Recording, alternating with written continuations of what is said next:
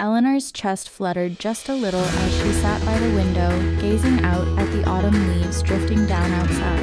At 62, her life had felt like those leaves for so long, quietly falling, settling into stillness. It had been 5 years since her husband passed, and the house echoed with silence, filled only by the steam from a morning cup of coffee or the rustle of a newspaper page. But today she chose something different.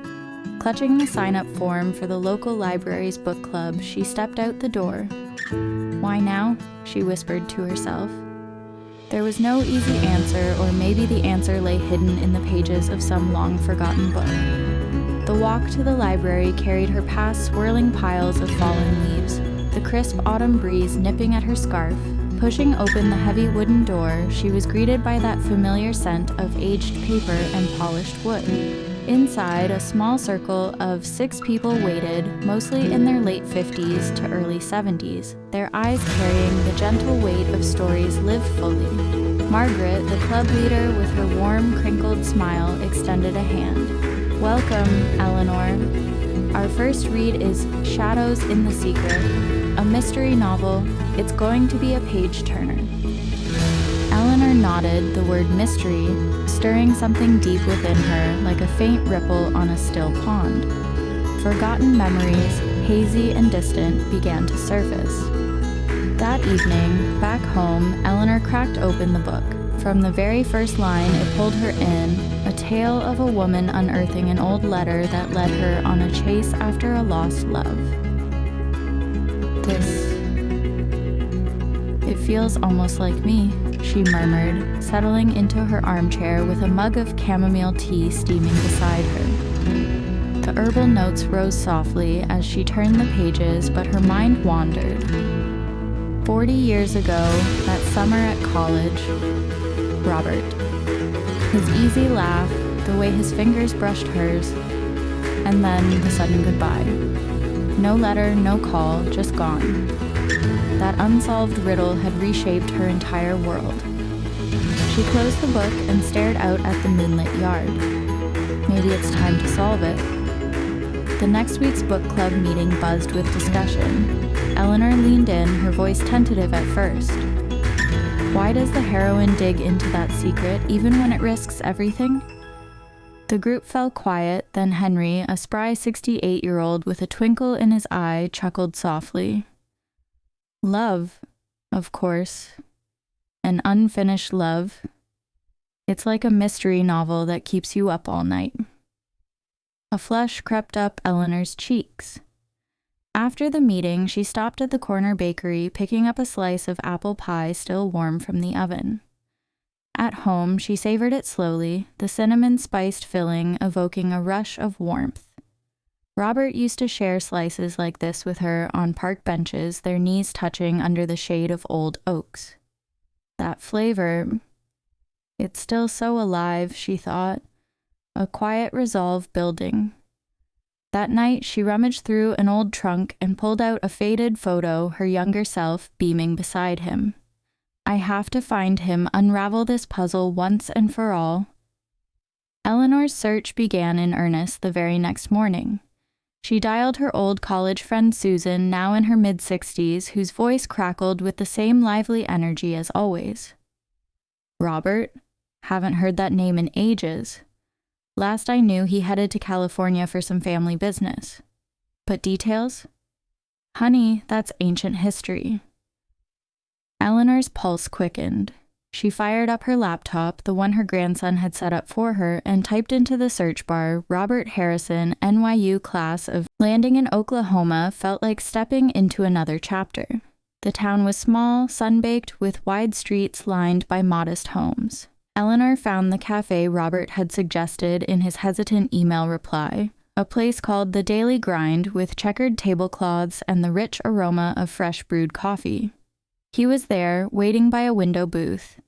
Gray streaked his hair now, lines etched deeper around his eyes, but that smile, it hadn't changed. Eleanor, is it really you? His voice cracked, and for a moment the years melted away. They slid into the booth, ordering black coffees that arrived steaming hot. Over sips, the story spilled out, the abrupt departure 40 years back, pulled away by his family's logging empire in crisis. I couldn't even say goodbye properly. Every day since, I've regretted it. Tears welled in Eleanor's eyes as she reached across the table, her fingers finding his. The reunion tasted sweet, like the honey she stirred into her second cup. They spent the afternoon wandering the town's quiet paths, leaves crunching underfoot as they traded memories. Laughter bubbled up over shared secrets, the kind that only time could soften. That evening, at Robert's cozy bungalow on the edge of town, they cooked together, a simple spaghetti with marinara sauce bubbling on the stove. The garlic's sharp bite mingled with basil as they twirled forks in the dim kitchen light.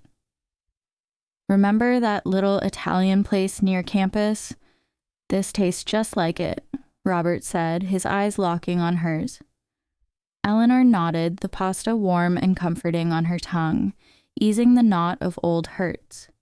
For the first time in decades, the air between them felt light, unburdened.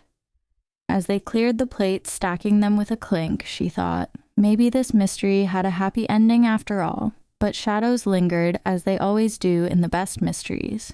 The next morning, while Robert stepped out for groceries, Eleanor wandered his study, her fingers trailing over dusty bookshelves. Tucked behind a row of law tomes was a bundle of yellowed envelopes tied with faded ribbon. Curiosity tugged at her, gently at first, then insistent. She untied the knot, heart pounding, and flipped through. One envelope bore her name in his familiar script, to Eleanor, about our daughter. The room spun. Daughter? She tore it open, the paper crackling like thunder in the silence. Words blurred through rising tears. He'd known, all those years ago, suspected she was pregnant during their whirlwind summer. But his family's expectations, unforgiving, ironclad, had forced silence, the baby, a girl, placed for adoption in secret. I thought it would protect you, the letter pleaded, from the scandal, from me. Eleanor's hands shook as Robert returned, bags rustling with fresh bread and oranges. She confronted him in the doorway, voice breaking. Why now? After all this time, why hide something so huge? His face crumpled, the weight of decades crashing down. Fear, Eleanor. I was terrified I'd ruin your life. You deserved better than my mess. The argument stretched into the afternoon, words sharp as shattered glass, her fury at the stolen choices, his guilt a heavy fog. She stormed out, hailing a cab to the airport, the driver's small talk about the weather falling on deaf ears. On the flight home, she peeled an orange from the bag he'd packed absent-mindedly, the citrus spray sharp against her salty cheeks. It burned going down, a bitter reminder that some revelations cut deeper than any knife. But beneath the anger simmered questions. Who was this daughter? And could forgiveness follow such a fracture? Back in her quiet house, the book club meeting loomed like a lifeline. Eleanor arrived early, the scent of Margaret's homemade lemon bars wafting from a platter on the table, tart and sweet, a small comfort as she settled in. The discussion turned to the novel's climactic betrayal, voices overlapping in excitement. Then, impulsively, Eleanor shared. This book, it stirred up my own ghosts. A love from days blurred into a frenzy of calls and forms. Henry drove her to the county office where dusty files yielded a name, Sarah, 40 years old, living in New York City, an artist by the looks of her online sketches, bold strokes of color that echoed Eleanor's own youthful watercolors. But doubt gnawed, would she even want to know? Eleanor agonized over tea one evening, the steam curling like unanswered prayers, until a package arrived from Robert. Inside, a handwritten note and a jar of his mother's apple butter, thick, spiced, a peace offering from his kitchen. I'm coming with you if you'll let me. We face this together. Against her better judgment, she agreed. The flight to New York was tense, their small talk laced with unspoken fears, broken only by shared bites of a granola bar, the nuts crunching like fragile ice. The cafe in Greenwich Village hummed with life, chatter, clinking cups, the hiss of espresso machines. Sarah arrived right on time, her dark hair pulled back, eyes the exact shade of Eleanor's on a stormy day. "You must be, Eleanor?" Her voice wavered, but she slid into the booth, ordering a black coffee with a steady hand.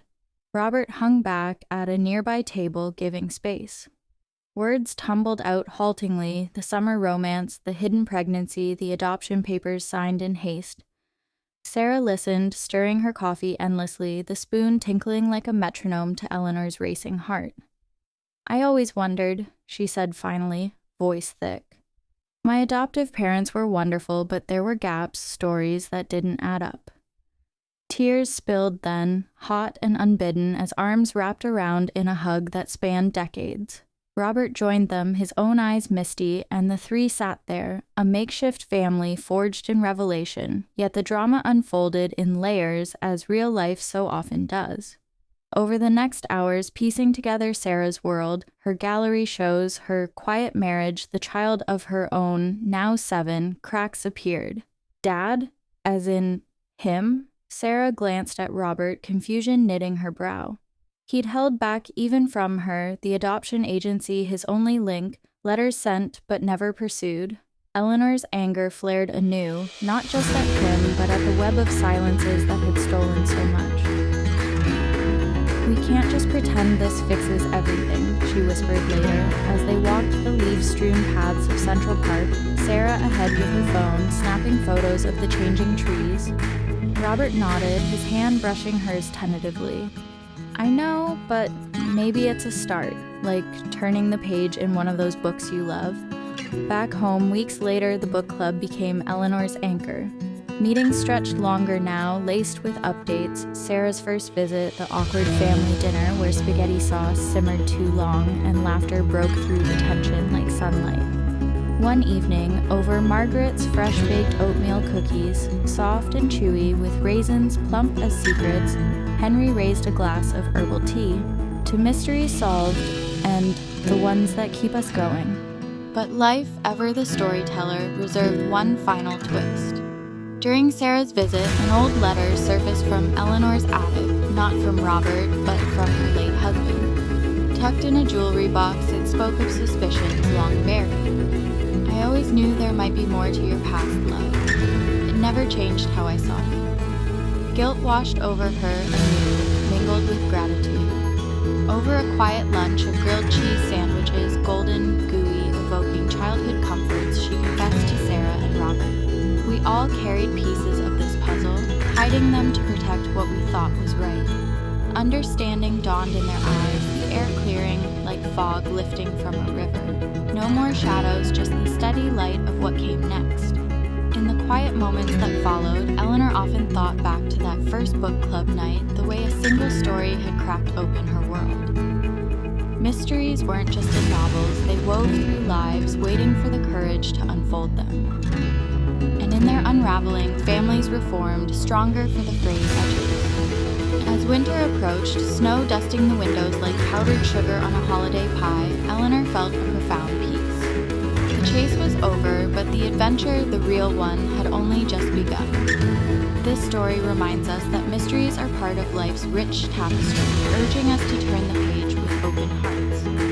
What's one unsolved thread in your own journey? Share in the comments below. I'd love to hear and connect.